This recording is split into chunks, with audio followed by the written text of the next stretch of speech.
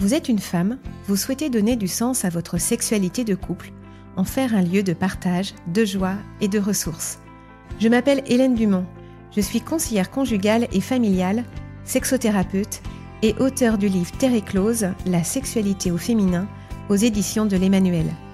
Dans la 3e saison de Sexo, je continue à vous ouvrir les portes de mon cabinet pour vous partager les questions qui me sont le plus posées et les points de repère que j'offre en réponse, afin que chacune puisse y puiser quelques pistes de réflexion sans pression.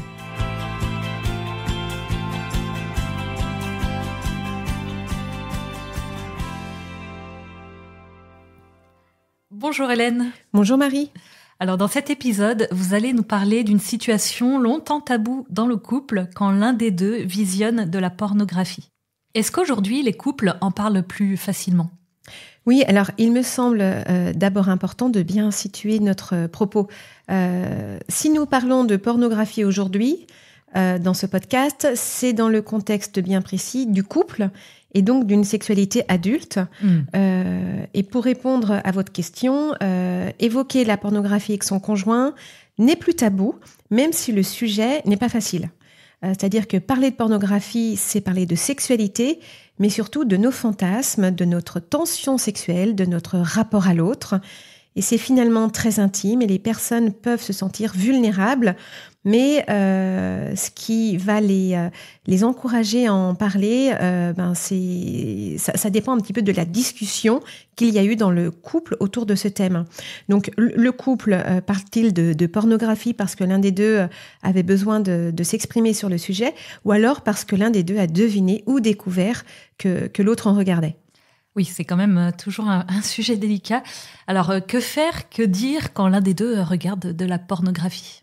Alors, avant de répondre, il me semble important de définir ce qu'est la pornographie. La pornographie, c'est une façon de voir la sexualité ou de la mettre en scène sous l'angle pulsionnel. Les images, les textes, les chats, les vidéos ne comportent pas de scénario. Le vocabulaire est pauvre, cru, le temps est complètement compressé.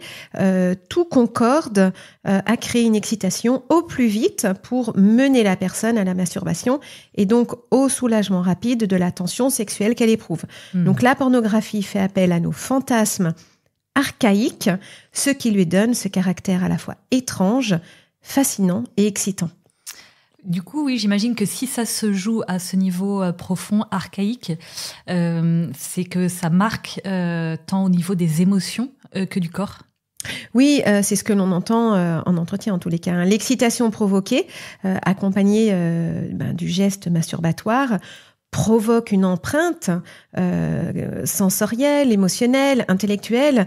C'est une empreinte qui marque de façon plus ou moins forte la personne en fonction de son caractère, de ce qu'elle traverse à ce moment-là, ou aussi ça dépend aussi de la régularité de son geste.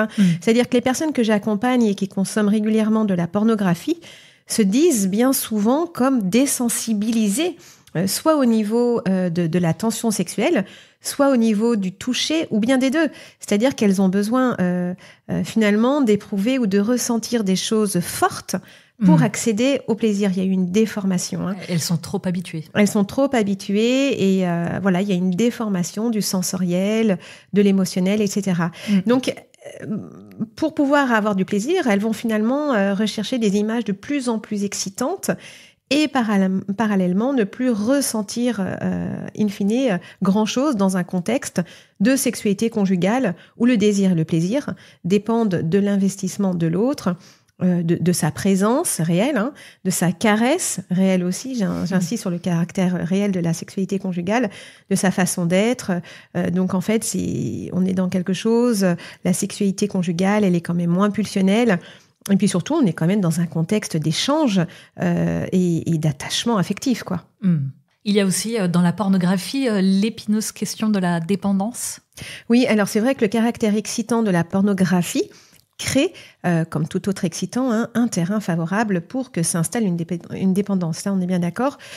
Toutes les personnes qui visionnent de la pornographie ne sont pas dépendantes. Ça, je pense que c'est important de le dire. Mais toutes la décrivent, à tout le moins, comme un palliatif venant compenser une absence de sexualité ou la réponse à une tension sexuelle, ou à la réponse à une frustration, ou encore un moyen de réguler la fatigue et le stress. D'ailleurs, dans ce podcast, vous parlez pas tellement des personnes dépendantes, ça relève d'un autre accompagnement. Alors justement, dans un épisode de la saison 2 de ce podcast, vous aviez évoqué la nécessaire harmonie entre la tension sexuelle et la tendresse au sein de la sexualité. Est-ce que vous pouvez rappeler les grandes lignes de cette harmonie ? Oui, la sexualité humaine se compose de 2 courants, celui de la tendresse et celui de la sensualité. Pour une sexualité épanouie, ces 2 fils ont vraiment besoin de se tricoter ensemble. C'est-à-dire que la tendresse permet la confiance et l'attachement, donc ce sont des valeurs importantes pour s'engager avec l'autre, et la sensualité représente la fougue, l'érotisme, le désir de posséder l'autre, d'entrer en fusion avec lui, etc. Donc, une sexualité sans tendresse, c'est une sexualité à l'état brut. C'est ce que propose par exemple la pornographie. Oui, voilà. Et la tendresse vient humaniser la tension sexuelle. Et inversement, la tension sexuelle, elle va venir éveiller la tendresse au sein du couple. C'est-à-dire qu'elle amène de l'érotisme. Ce qui permet au couple de partager cette intimité des corps dans une sexualité assumée et choisie, sur mesure, et de s'attacher l'un à l'autre. Alors, que se passe-t-il dans le couple quand l'un des deux regarde de la pornographie ? Tout d'abord, j'aimerais parler des conséquences du visionnage de la pornographie dans le couple. La plupart du temps, si les personnes ou les couples viennent en entretien, c'est que le visionnage de la pornographie a été découvert ou avoué. Dans mes accompagnements, ce sont plus souvent les hommes qui consomment de la pornographie que les femmes, même si les femmes en consomment. Oui. Soit la personne, donc le plus souvent c'est quand même l'homme, vient en entretien interroger son rapport à la pornographie, soit inversement, elle vient interroger ce que cela lui fait vivre de savoir que l'autre en visionne. Oui. Donc je reçois pas mal de femmes seules dont le mari visionne de la pornographie. Soit le couple consulte pour questionner ensemble cette histoire de pornographie avec le désir de mieux se comprendre et de partager autour de la sexualité, un petit peu comme si la pornographie était un symptôme de quelque chose au sein du couple. D'accord. Alors, commençons par parler des femmes, donc ces femmes qui apprennent que leur mari consomme de la pornographie, et donc quelles sont les conséquences de cette révélation pour elles ? Ce qu'il en ressort, c'est que de nombreuses femmes se sentent à la fois trahies par leur conjoint et envahies par l'univers fantasmatique de la pornographie. Donc, pourquoi trahies ? La présence de la pornographie pour ces femmes inscrit le couple dans une relation triangulaire. Il n'y a plus toi et moi dans notre intimité sexuelle, il y a toi et moi et la pornographie. Oui, ça fait carrément penser à une situation d'infidélité en fait. Exactement, d'où le sentiment de trahison, souvent accentué parce que la femme comprend qu'il y a eu un mensonge aussi au niveau de la sexualité, ce qui amène des questionnements autour de leur relation. C'est-à-dire que finalement, la pornographie est considérée parfois comme une maîtresse fantasmatique, faisant effraction dans ce lieu d'intimité qu'est la sexualité et que la femme ne souhaitait pas ouvrir à autre chose. Et pour ces femmes, à partir du moment où le conjoint exerce une sexualité en dehors de la scène conjugale, même fantasmatique, il y a tromperie. Oui, bien sûr. Donc pour elle, la sexualité conjugale comporte un caractère exclusif. Et puis d'ailleurs, c'est à ça que l'Église invite quand elle demande aux époux d'avoir une sexualité chaste et fidèle. Exactement. Oui, exactement. D'ailleurs, on peut également souligner que la femme découvre au-delà de tout ça finalement une partie de son mari qu'elle ne soupçonnait pas, ce qui provoque aussi de la déception. Tiens, mais il est capable de mentir, mais est-ce que je le connais bien finalement, et est-ce que j'ai envie de connaître ses fantasmes? Ce sont des questions qu'on peut entendre en entretien. Puis vous disiez aussi que donc ces femmes se sentent envahies par cet univers finalement ? Oui, certaines femmes se sentent envahies par ces images. Ce sont des images fantasmées, le plus souvent issues de leur propre imaginaire et donc de la représentation qu'elles se font de la pornographie. Alors, parfois, ce sont aussi des réminiscences d'images vues dans le passé, quand elles en ont consommé dans le passé, ou encore de façon plus prosaïque, ces images correspondent aux images sur lesquelles elles sont tombées quand elles ont découvert que leur mari consommait de la pornographie, en ouvrant le téléphone ou l'ordinateur. Donc, cet envahissement peut devenir très pénible selon les femmes. Et on pourrait finalement le comparer à une vague pulsionnelle qui fait effraction dans leur intimité, et notamment dans leur intimité sexuelle, avec pour conséquence de les couper de leur propre désir, du désir de l'autre et de la rencontre érotique. Donc au niveau corporel, cela se traduit parfois par une absence de ressenti, et au niveau relationnel, parfois ces femmes n'ont plus envie de faire l'amour parce que justement, y a trop de choses dans leur tête. Et puis il y a toute la question du respect aussi qui est en jeu, j'imagine.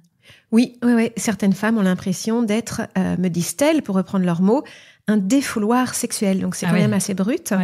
Elles remettent en question l'intention de leur conjoint. Est-ce que tu me demandes de faire l'amour par amour, ou est-ce que, en gros, je suis ton objet sexuel, quoi? Et puis vous parliez de maîtresse fantasmatique, c'est fort tout de même comme expression qu'elles emploient. Ouais, en fait, comme bien souvent dans l'infidélité, la femme se demande ce que l'autre a de plus qu'elle, ce qui induit parfois une comparaison malsaine. Du coup, là, c'est compliqué parce que la comparaison se fait au regard de ces actrices pornographiques où tout est exacerbé. Donc, je cite des paroles que j'ai pu entendre. Donc, ce sont ces bimbos consentantes pour tout, dans un désir intarissable, décoincé. Et donc, c'est à ces bimbos-là que les femmes se comparent. Et même si la pornographie est une scène fictive... Oui, il faut le rappeler. La femme se sent blessée, touchée dans son estime d'elle-même. Et elle re-questionne aussi sa sensualité, son imperfection, ses kilos en trop ou ses kilos mal placés, la taille de sa poitrine. Et surtout, et ça on l'entend beaucoup, elle se dit triste à l'idée de ne pas pouvoir satisfaire l'homme qu'elle aime. Est-ce qu'elle ressent aussi d'autres émotions ? Oui, il y a donc de la tristesse parce que ces femmes doivent faire le deuil de l'image d'un conjoint qui ne regardait pas de pornographie. Elle pensait qu'il n'y avait pas de pornographie. Elles doivent faire le deuil d'une image qui correspondait également à leurs attentes morales. Et en fait, elles découvrent que ce mari a des défauts. On note aussi beaucoup de colère. Ces femmes veulent que cette situation cesse, mais elles désirent aussi remettre des limites à leur intimité afin que celle-ci ne soit plus envahie par la pornographie. Et donc la colère, c'est vraiment l'émotion qui vient prononcer ce stop. C'est une émotion qui vient vraiment dire ce désir de limite. Et on entend aussi l'émotion de dégoût parce que la pornographie s'oppose de façon très forte à leur référentiel de valeur. Et c'est vrai que quand la pornographie s'invite au sein du couple, c'est bien souvent avec son lot de charges émotionnelles qu'il faut accompagner aussi bien du côté de la femme que du côté de l'homme, c'est-à-dire toutes ces émotions qui sont là. Alors justement, parlons un petit peu des hommes et peut-être plus donc largement cette personne qui consomme de la pornographie au sein du couple. Alors oui, dans mon expérience d'écoute, je disais déjà tout à l'heure, je le redis, ce sont plutôt les hommes qui regardent de la pornographie, mais de plus en plus de femmes viennent aussi en entretien pour en parler. Voilà, mais pour plus de simplicité, on parlera aujourd'hui de ce que j'accompagne le plus souvent, c'est-à-dire en l'occurrence des hommes qui regardent de la pornographie. Donc voilà, ça c'est juste pour poser le contexte du podcast. Quand on aborde la question de la pornographie et de sa fonction, les hommes me répondent assez spontanément en premier lieu que celle-ci répond à une tension interne. Cette tension est parfois le résultat d'un stress professionnel. L'homme dit ressentir une tension intérieure qui parfois peut l'empêcher de travailler ou de dormir. Et la masturbation est une façon de s'en débarrasser. Donc quand on fait une rétrospective, notamment quand la personne consomme de la pornographie depuis longtemps, on remonte souvent à l'adolescence. On note au départ une tension, une anxiété scolaire ou un stress de performance ou une anxiété relationnelle, parfois une anxiété aussi qui peut être liée à une situation spécifique, donc une insécurité au niveau familial ou un manque d'estime de soi, un parcours de soins compliqué quand la personne a dû suivre pour X ou Y raison un certain nombre de soins médicaux, parfois d'intervention. D'accord, donc c'est souvent lié à de l'anxiété. Est-ce que la pornographie est aussi parfois en lien avec un manque de communication au sein du couple ou un manque de complicité ? Oui, certains hommes ont une idée précise de ce qu'ils voudraient vivre. Bien souvent, c'est un désir de sensualité, d'érotisme, de jeu, qui sortent tout droit de leur imaginaire, mais aussi de ce qu'ils sont dans leur personnalité. Et je renvoie au podcast sur les fantasmes dans la saison 2. Mais les femmes ne sont pas toujours branchées sur cette sensualité, soit parce qu'elles sont fatiguées, elles ont l'impression de déjà beaucoup donner, soit parce que la demande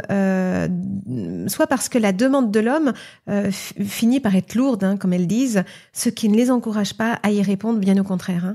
Oui, bien sûr. Mais c'est vrai que de nombreux hommes n'osent pas non plus exprimer ce désir de sensualité, justement pour ne pas paraître lourds, ou encore parce qu'ils ont peur de passer pour des obsédés, de déranger leur femme, de lui manquer de respect, ça on l'entend beaucoup. Et donc, finalement, pour ces hommes, la pornographie apparaît comme un échappatoire permettant de rêver une sexualité dans son aspect pulsionnel, notamment avec aspect pulsionnel qui ne parvient pas à s'exprimer de façon ajustée finalement au sein de cette sexualité conjugale. Alors vous parliez tout à l'heure des émotions de la femme, qu'en est-il de celles de l'homme ? L'homme amène beaucoup de honte, de culpabilité, mais aussi de la colère, parce que certains se sentent finalement très frustrés dans leur sexualité. Donc il y a de la colère vis-à-vis de ça, mais il y a aussi de la tristesse parce qu'ils ont l'impression de devoir faire le deuil d'une sexualité rêvée. Et toutes ces émotions ont un impact sur l'homme qui parfois se dit au final en fait je suis pas digne de faire l'amour avec ma femme, quoi. Donc en fait c'est un vrai cercle vicieux qui s'installe. J'ai du mal à comprendre ma tension interne, à la vivre, à la réguler, donc je vais regarder de la pornographie. Donc, j'ai une mauvaise estime de moi-même, j'ai de la honte, de la culpabilité, puis j'ai de la colère et tout ça. Donc, je ne me sens pas digne de faire l'amour à ma femme, donc je ne lui fais pas l'amour. Ce qui entretient cette tension sexuelle et la frustration de ne pas pouvoir aimer ma femme de façon globale. Donc, voilà, un vrai cercle vicieux. Ouais. Un cercle vicieux, et puis aussi, du coup, finalement, un blocage relationnel entre la femme et l'homme. Oui, qui peut d'ailleurs prendre beaucoup de place. J'ai tellement peur de rentrer en relation avec l'autre différent de moi.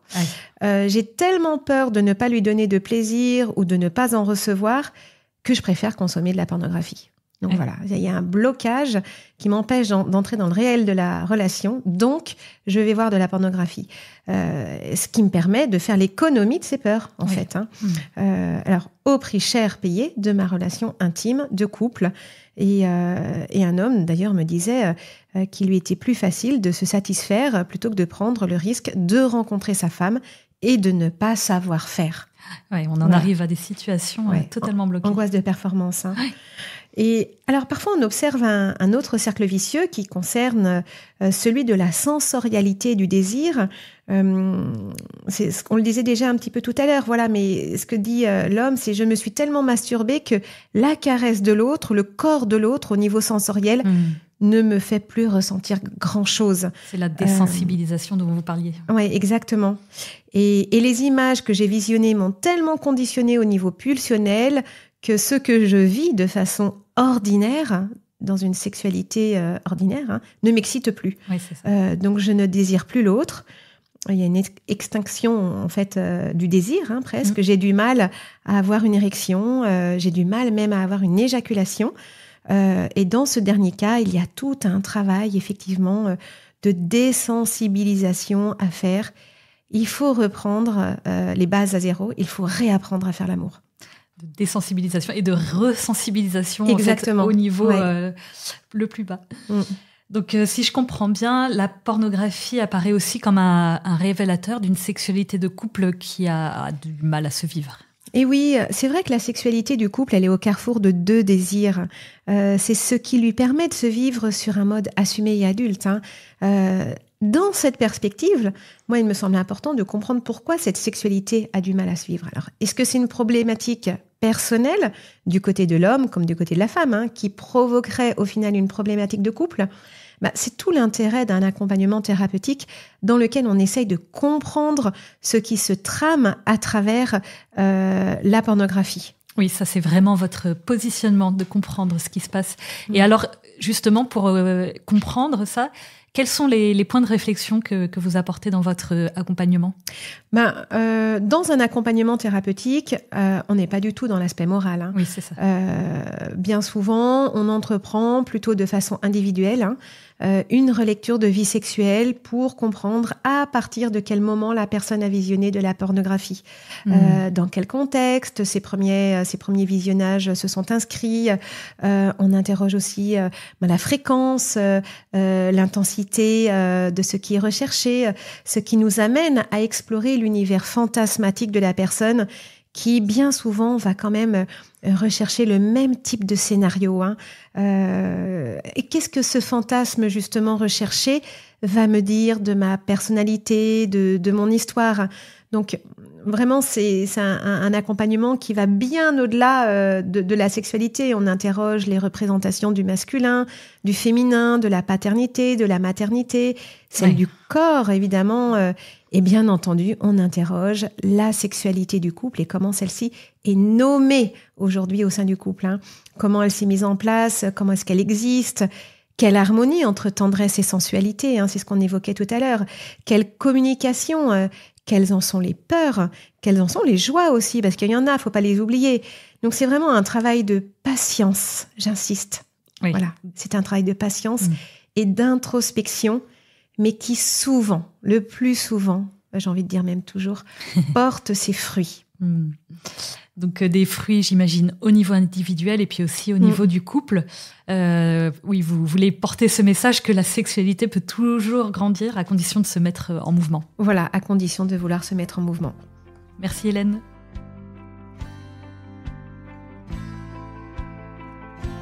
Merci de nous avoir écoutés. Si ce podcast vous a plu, n'hésitez pas à le partager autour de vous, à vos sœurs et amis, pour qu'elles puissent en bénéficier. Vous pouvez aussi mettre une note de 5 étoiles et un commentaire sur Apple Podcast afin que le podcast soit connu par le plus de femmes possible.